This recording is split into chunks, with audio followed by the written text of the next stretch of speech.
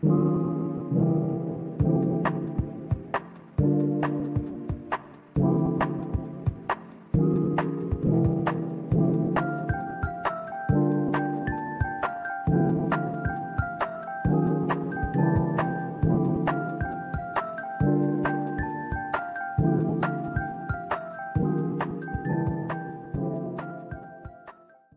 welcome back to Wise Baba. Today is our third episode, and it's July 21st in the afternoon. And Peyton and I are ready to do another podcast. So, in the future, if you click on the little check and subscribe to join us, you'll get notifications before we come on again or as we come on. So we would love to grow our community and hope that I've seen many people have shared the first video, which is really exciting. I hope more and more people are attracted to our conversation because we would love to share. And welcome back to Wise Baba. Without further ado, here comes Peyton. Yay, Peyton. I thought My 19-year-old grandson, who I love and adore. I was just saying to Peyton, you know how we all notice our flaws, what's Yeah. wrong with us? Well, not everyone, but Well, do you? yeah. Okay, so I was very aware when I watched the first video Okay. that my left breast is smaller than my right breast, and it is noticeable on the tape. Okay. I can't do anything about that All right. because I had breast cancer and the radiation shrunk my breast, and it isn't an option to use radiation on the other breast to shrink it. So it is what it is. I didn't notice, but I mean, I wasn't looking there either. It is what it is, and it's how I deal with it that matters. I could do 100 different things about it, or I could just accept it. This is how it is, and it's taken me a long time to fall in love with myself, and I can fall in love with all parts of myself, even a small boob. So I am okay with myself, and I'm actually okay because I know that there are a lot of you that judge yourself and that you're always so critical about what it is you are and how it is you look and what flaw you think everybody's looking at, which nobody is seeing. Yeah. And nobody's seeing it. But you have like this internal eye that just thinks everybody's watching that flaw, and maybe nobody notices it. And maybe our viewers haven't noticed either. Yeah. So, and I mean, even if they do notice, right? Like, it's who cares? So we don't want to present ourselves flawed. So let's not be flawed. We're just perfect the way it is. So I think that's a great thing to start off with. Yes, I'm happy that you edited number 2, which will launch as we today, actually. Edit number 3. Yeah. We might have episode 2 coming out and then episode 3 coming out like shortly after. That like would be really good because cluster. I feel a momentum and kind of like we dropped it we're getting the energy but going. We're getting comfortable, right? I'm so hard trying to find somebody that can help us. And I thought of my niece because she's showed past jobs where she has a lot of integrity, a lot of drive. She always produces more than what is required of her. She never gets compensated for what she produces. People take advantage of her. And, yesterday I called her at work and I heard that her boss got mad at her because I called her at work. Well, she didn't answer the phone. So why would he be mad because she didn't answer the phone? So why would he care that her phone rang as long as she doesn't answer the phone? I think that um, some of the rules of the company that she works are old fashioned and crazy and controlling. I mean, if you have a, Does she work in like a corporate well, environment? she works for a company in Texas and they make houses, but Okay.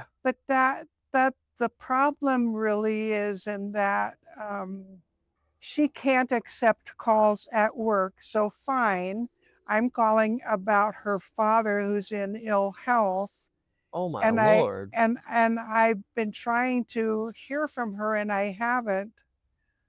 So what's wrong with her saying to her boss? What else could she say to her boss rather than I got in trouble because my phone rang? What could she say to her boss? I didn't answer it, but on my break I'm going to go answer it or something like that, Yeah.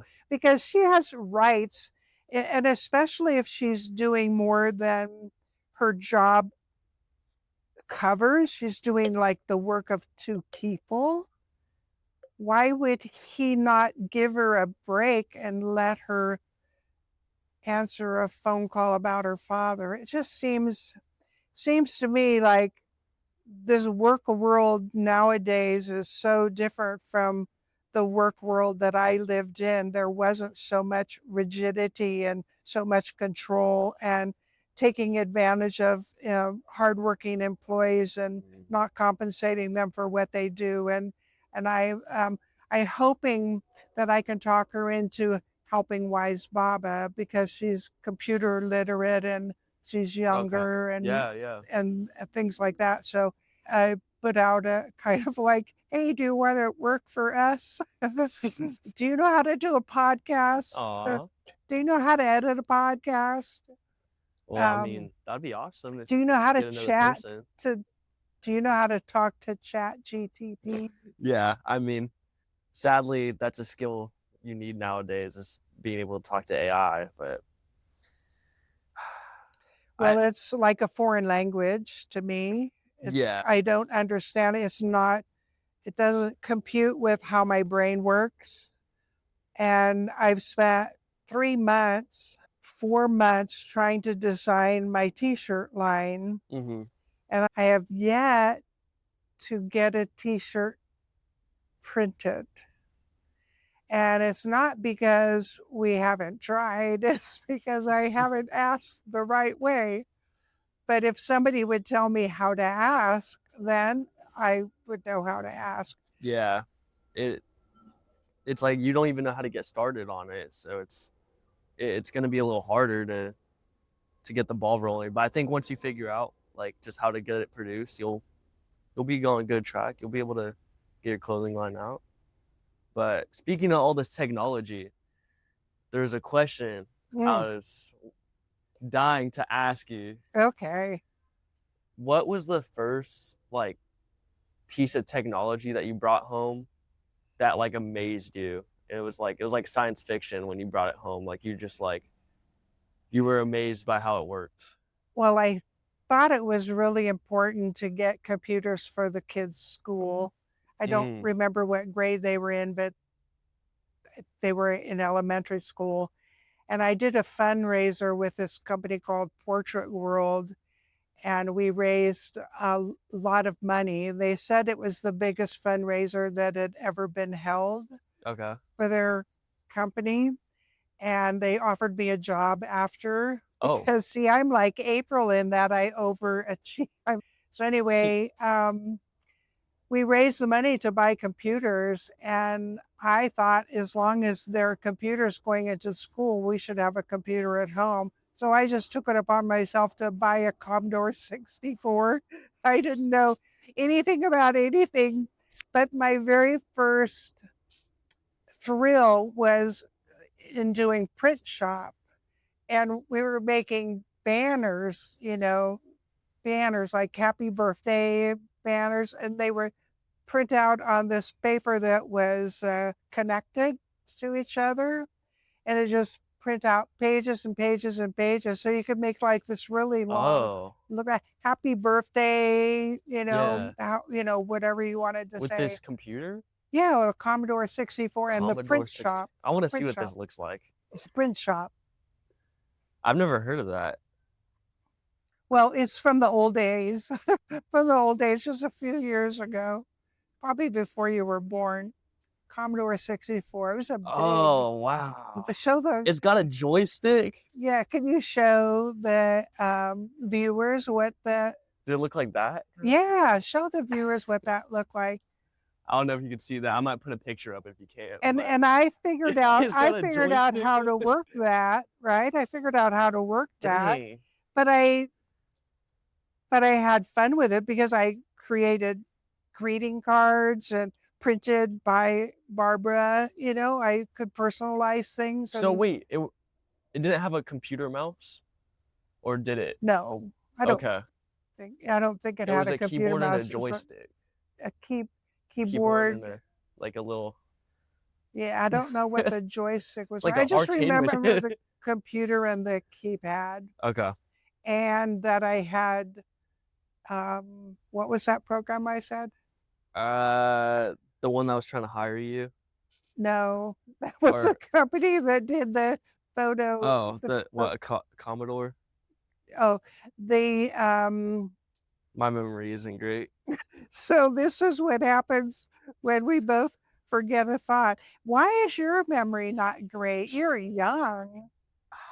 I think I'm an old soul, Yeah.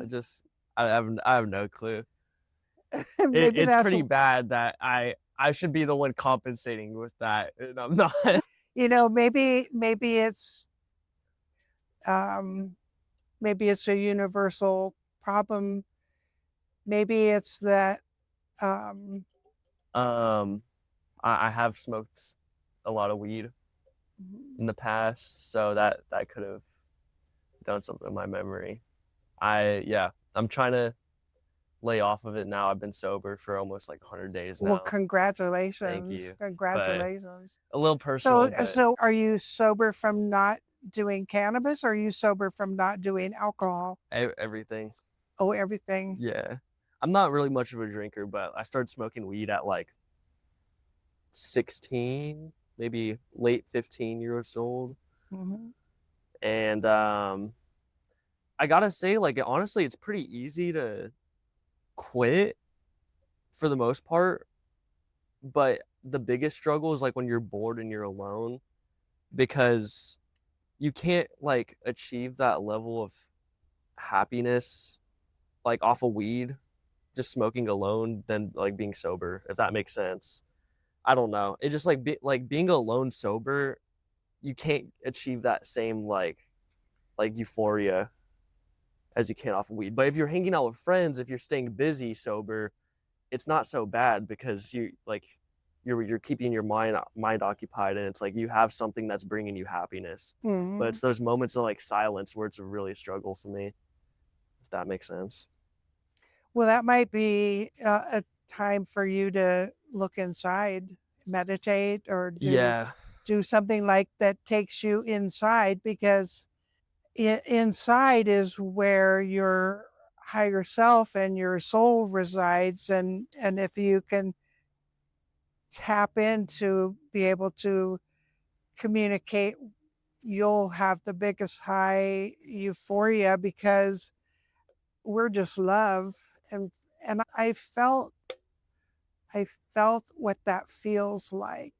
Do you want to know what it feels like? What does that feel like? So I did this workshop in Maui with Lori Grant, and it was called Oneness.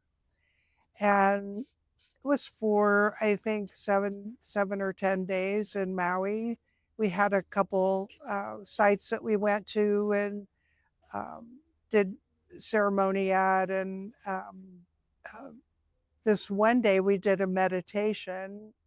And in the meditation, I don't remember the meditation at all, in the meditation, I got this name called Uliana. I actually had a ring made out of it. I got this name Uliana for myself.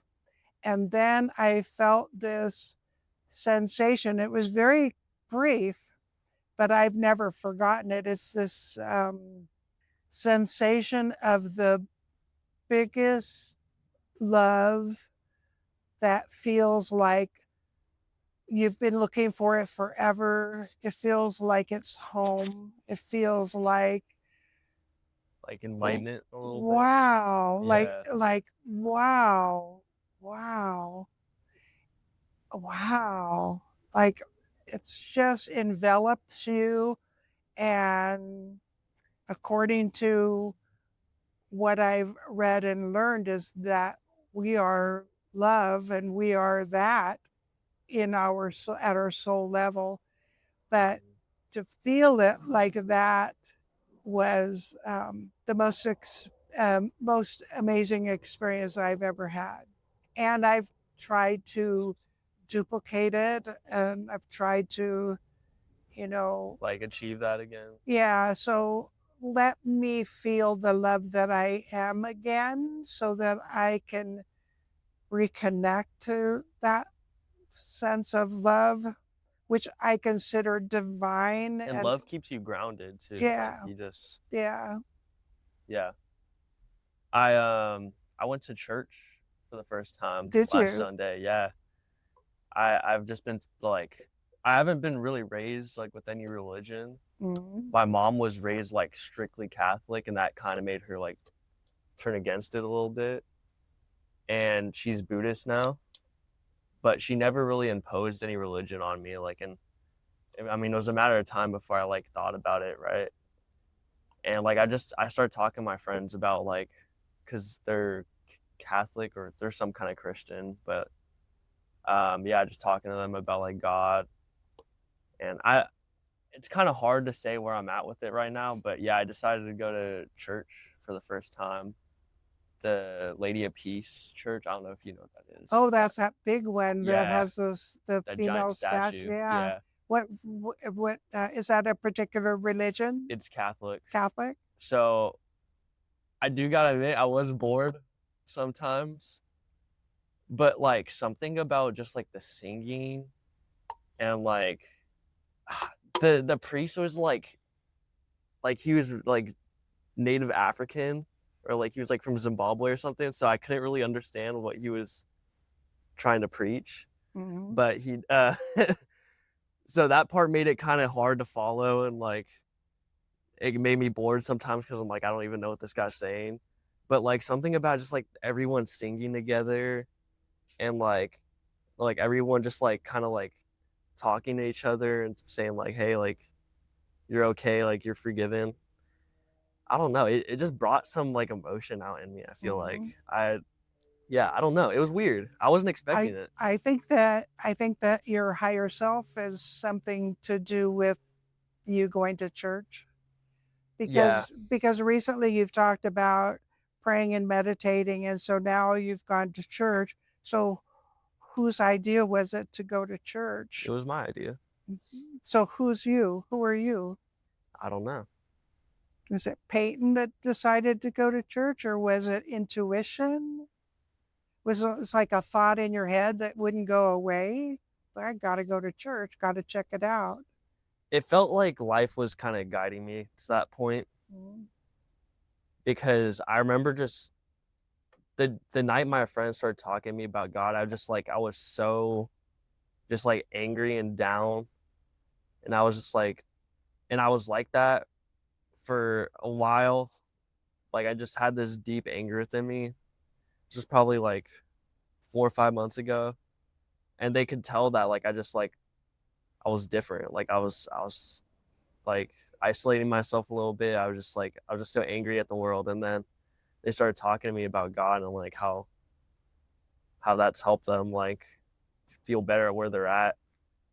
And I don't like just the way they were talking about like the passion they had, just kind of like I felt something from it. Like I Mm-hmm. felt like like an energy, like a Mm-hmm. love from Mm-hmm. from the way they were describing this thing that they worship. Mhm. And it's like I've said a lot of things and I've thought a lot of things about Christians. Like a lot of Christians I feel like are over the top, and like for a while I just thought it was like bullshit, just everything. Excuse my language, but You're being I was honest. I was just pushing away from it, and it's just like hearing my friends actually be passionate about it and just talk about it. Yeah, it sparked something, and I Mhm. just started digging deeper into it. I'm happy. I'm happy for you. I'm really thrilled for you because Thank you. I'm there too. I'm Yeah. there, and I'm feeling the advantages of having loving thoughts and doing acts of kindness and having my vibration rise, my frequency rise, and then that enables me to see and hear things that I didn't see and hear before. And actually, sometimes I feel like I'm getting messages from my higher self or my intuition.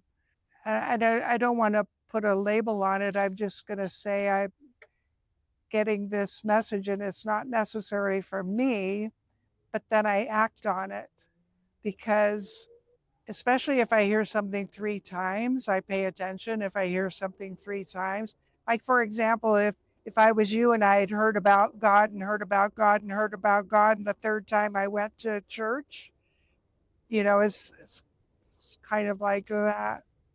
Well, congratulations, Thank you, because Baba.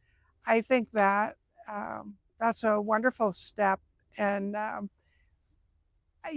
that's exactly how I felt when I went to Encompass. That I felt after I donated Jigsy's dog food and I went to help them package it up. Mm-hmm. I felt that there was love in the building, Yeah. and that's why I've stayed all these months and months.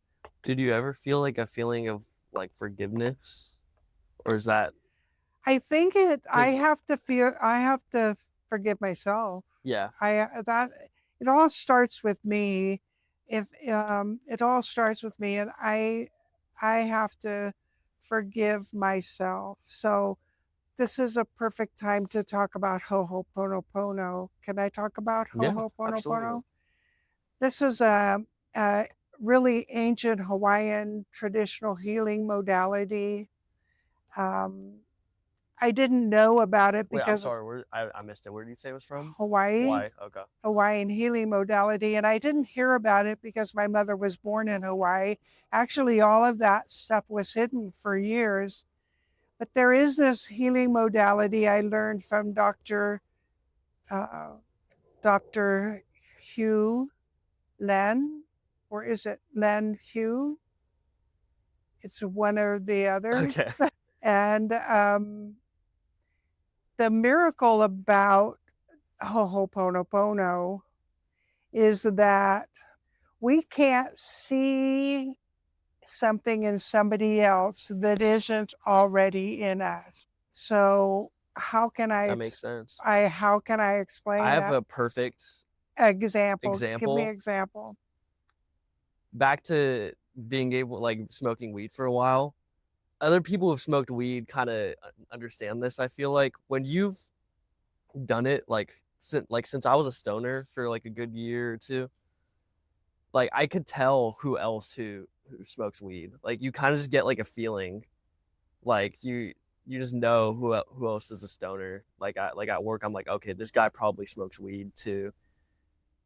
I know it's kind of Is, different, is but that is that that's just the example that came to my mind is that immediately. there that we're slow, or we're eating, or we are eating cookies or crackers while we're working?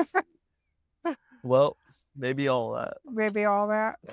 But there's just something that you can tell, some kind of like Yeah, resonating, I feel which like is people who smoke weed, like you could kind of sense like a little bit of like a silly energy from yeah. them, like they don't take everything seriously all the time. So you can see that in somebody else. Yeah, only because I've smoked. Only because you have that awareness. Yeah. So you're resonating with it, right? So Dr. Hugh Land said that he was appointed to the Honolulu hospital for, and I don't remember the exact name, excuse me, but it's for mentally insane. Okay. And he never saw one patient.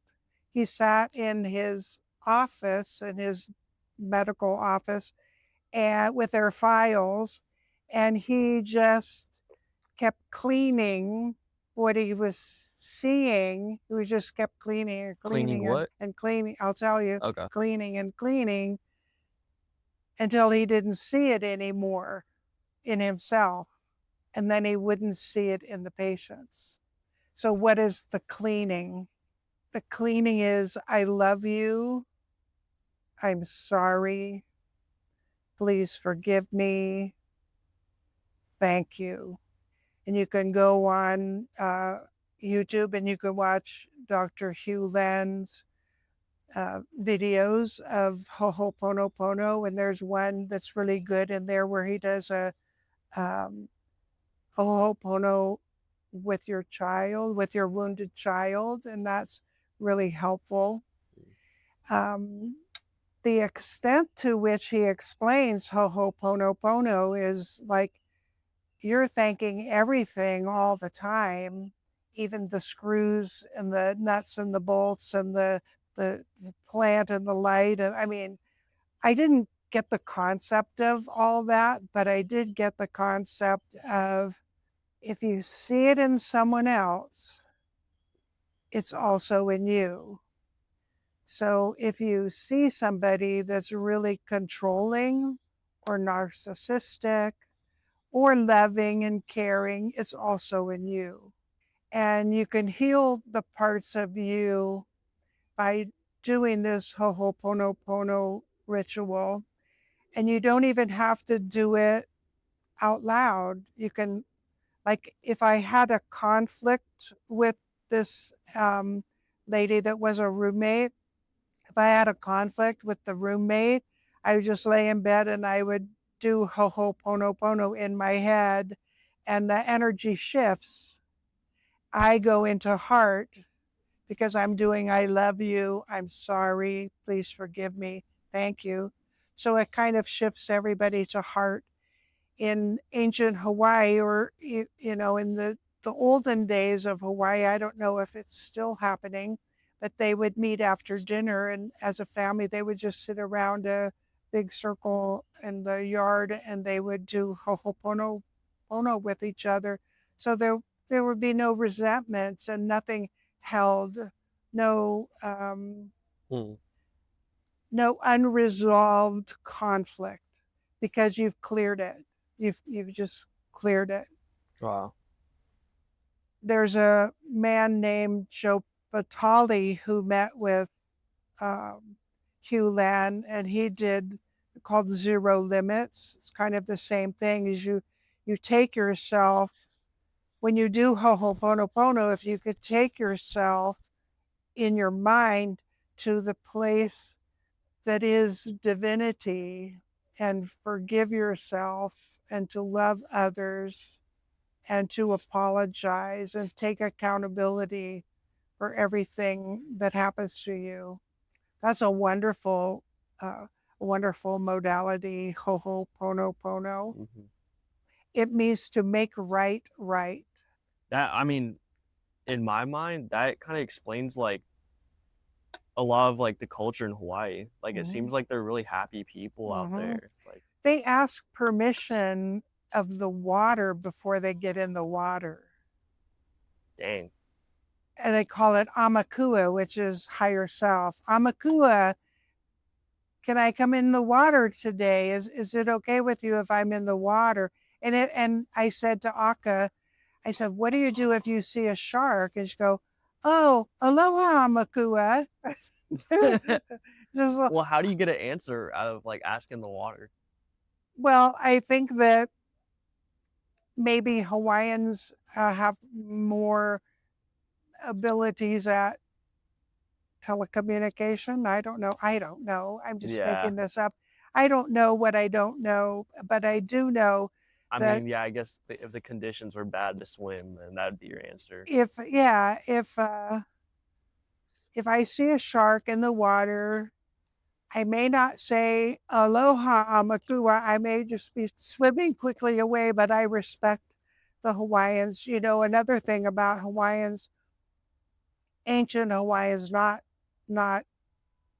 society as a whole, but if you went to the beach and you forgot your wallet on the beach, you could come back the next day and your wallet will still be there.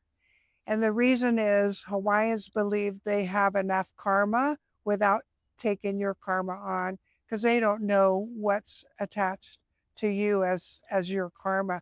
So it's like, nope, I'm not gonna take your karma. I'm not gonna take your wallet and invite that karma into my life. Yeah. And that's a really wonderful way to be as a culture, humanity. And Yeah. I love a lot of things about aloha, the spirit of aloha. It's yeah. It's sad that those messages aren't being taught as much. Mm-hmm. And it Well, like yeah.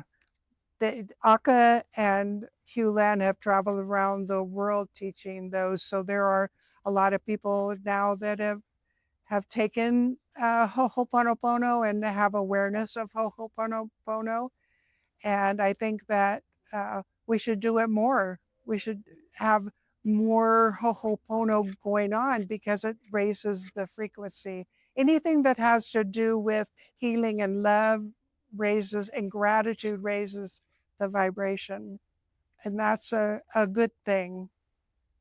Yeah. I think yeah, that's a good lesson we got today. Yeah.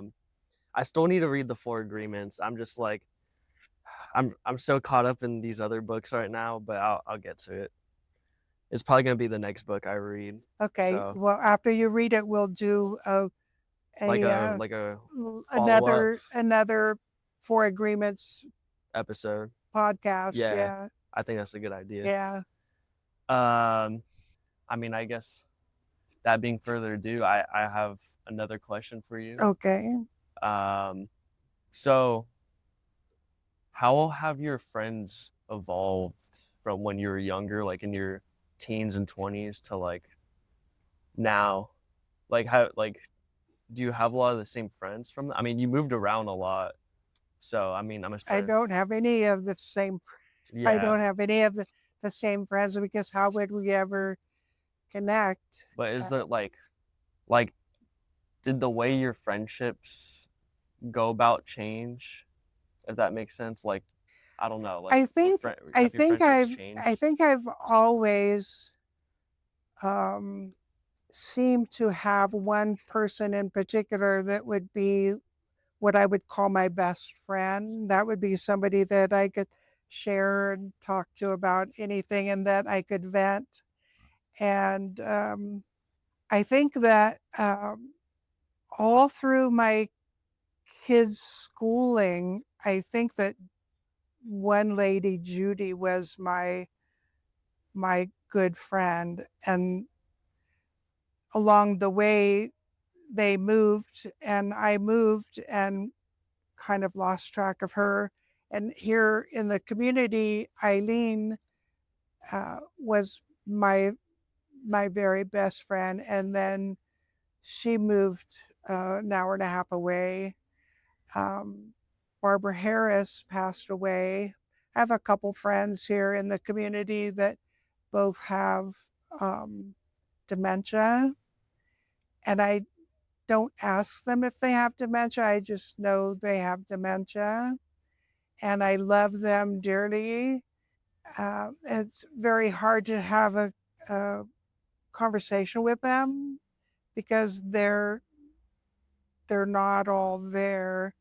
But my dad had Alzheimer's, so um, I understand that from a mental standpoint. Yeah. But it makes me sad again that um, My two good friends have dementia, and they're Yeah, they're that's not really terrible. there, That's not really really bad. there anymore. So yeah, my friends have changed. My circle's gotten closer. My docket of friends right now is Encompass. Um, Okay, yeah.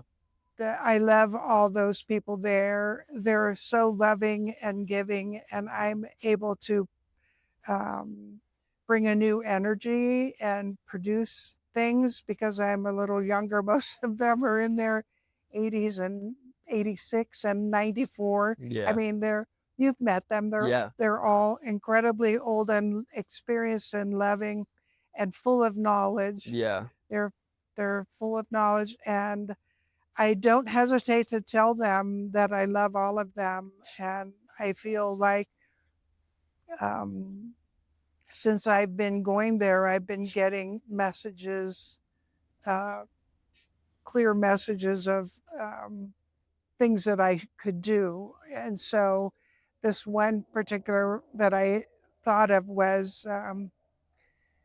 uh, for Valentine's Day. I bought a whole bunch of Valentine candy and I wrapped it, I put it in little bags and had them distribute it. They gave out 89 packages of Halloween candy because I thought if I was homeless or if I was depressed or upset, nothing would make me feel better than a piece of chocolate. Because so why not give them that, Yeah. right? So I did that, and it was so well received by the people who received it that I decided that, and I got this idea to do the same thing for Easter. So I asked everybody if they would bring some kind of Easter candy, and we would bag it all and mix it all up. And I filled eggs, and we filled bags, and we had the whole community there working with us, and we made 100 bags of Easter candy. And I'm thinking about the little kids whose dad may have lost their job. Maybe they got to receive some Easter candy. And maybe somebody who's, hasn't had a treat in a long time was able to receive Easter candy. And it just Yeah. filled my heart up Yeah. with so much love. That's So amazing. then I had this idea about popsicles. And and Sandy, who is in Compass, she said she didn't think it was a good idea, but Pastor Jim Clark thought it was a good idea. So I bought um, 4 boxes of popsicles at Costco that are made of fruit. They're not just sugar water, they're made of fruit. And I put them in the freezer at church. So I don't know when they're able to go out, but I think that if they had an ice chest with some dry ice, it would keep the popsicles Yeah. frozen to get there so they could just hand them out. Right. So I would love one right now. I'm dying. you're It's like dying. it's 90 So, degrees. yeah. So, are you really hot? You sweaty? I'm sweating a little bit, Sweaty. but So, the first day we're in the rain, no, the second day, yeah. the first day we were in the rain, and The now, first day was pretty good weather, yeah, but yeah, I think we're getting some yeah. So obstacles in our path. so it's like 90 degrees out right now, Yeah. which feels like 92, 94. We have a little breeze in the but if you maybe move out of the sun, you might notice Yeah, I mean, you feel better. I have to stay here. This is my spot. I'll do what it takes. So I glad I gave you a Icelandic water. That's Yes. your favorite. It's I didn't think you could top Fiji water. Yeah, We it's need a good. sponsor It's good. I could sponsor that. from Yeah, Icelandic water. This stuff is so good. it's really good. And I really like that like the cap is just stuck on Mhm. because there's been times I've lost the cap. So like Yeah, it, and it helps with the litter. yeah, Mhm. yeah. So did I answer your question? I forgot. Yeah. I mean, just like how your friends evolved over the years, Mhm. like do You know, I hate to interrupt you. yeah. My mom, because we moved all the time, my mom only reference to Oh, look at the hummingbird. Hi. My mom's only reference to That was best friend crazy. was That hummingbird was like, one time he just came right in front of me and just stopped. And I'm like looking at him, how can I take a picture of him? But it was a I don't moment think had the camera passed. got that, but Yeah, I don't think so either. If that the was camera crazy. got it, that was divine. Wow. What was I saying? Um, I Uh, don't know whether you're the paying attention. hummingbird, anyways. The hummingbird Oh, how interrupted. your mother, like, Oh, while you're moving my around? mother's only representation of a best friend would be I Love Lucy and Ethel Mertz. And not that we saw a TV much in Japan and places like that, but that was the only visual she ever saw. And she would often say, I don't want anybody walking in my back door. Well, I'm the opposite. When I lived here at 499, people were always welcome. My casa, su casa. Yeah. I mean, I was always welcoming people and they were always coming over and stopping by and saying hello. Mm-hmm. And I didn't have to have notice or do anything. They just came over. It didn't matter to them if the house was clean. They probably didn't even notice it, but it's just that connection and thinking about how my mom lost that connection by her perception of Yeah. the only way it could be. But I really like that people came over all the Yeah. time. And here in this location, that doesn't happen. So I kind of miss the other house that I was living in. Mm. Needless to say, my daughter has sold this house and they're waiting on park approval. So it won't be long and we'll be moving to a new location. But I'm still going to be close to you. Okay. No matter where I am, I'll still come close to you. Okay. So I wanted to know uh, if anybody has any questions about my pacemaker. Oh, my I was gonna show a picture so Peyton can insert it later. Yeah. It looks pretty rough. It's just a picture of my lungs with what the pacemaker looks like inside. Yeah. Yeah. And here is the incision. What does that look like? I can't see it. It looks like a healing wound. It looks like a healing bad, wound, yeah. a bad healing wound. But in the meantime, the pacemaker is what I needed to get me to my daughter's wedding. So I'm very grateful. I'm not able to drive for 6 weeks. I'm not able to swim for 6 or 7 weeks because I don't want it to be submerged. I can't lift my left arm above my head, but next, I think on the 18th, I go to the doctor in August, and he said that visit will do high five with your left hand. So there's something integral about the three wires that they put into the pacemaker that connect to three different parts of the heart that needs to be all healed and settled in before I can raise my left arm. Okay. Yeah. I mean, how does it feel so far? It's not bad. The first couple days were painful and I don't usually feel pain. So it was pretty painful for me. But I tolerated it and I've gotten used to sleeping and I've ordered a wedge pillow to help position myself. So I'm still here. Heart's still beating. I think after I'm dead, the pacemaker will still be beating. Oh my gosh. Anyway, so you don't know what you don't know until you know it. So now I kind of know about pacemakers because I didn't know anybody that had a pacemaker. Is there any maintenance that has to be done to it, or is it kind of just good? I think of it, battery has to be replaced in 10 years. So in 10 years, they'll have to go in and replace the battery. Gotcha. But ChatGTP was a great source of information. Yeah. So I really, that at least I have success with asking ChatGTP about that. Mm-hmm. Yeah, I mean, for medical questions, it is pretty accurate.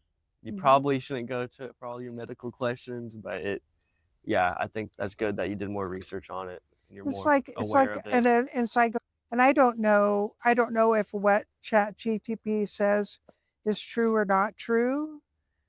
Um, but if it doesn't feel true, I don't pay any attention to it. If it feels true, but it's a whole language of its own that I don't know, and I don't have time to learn.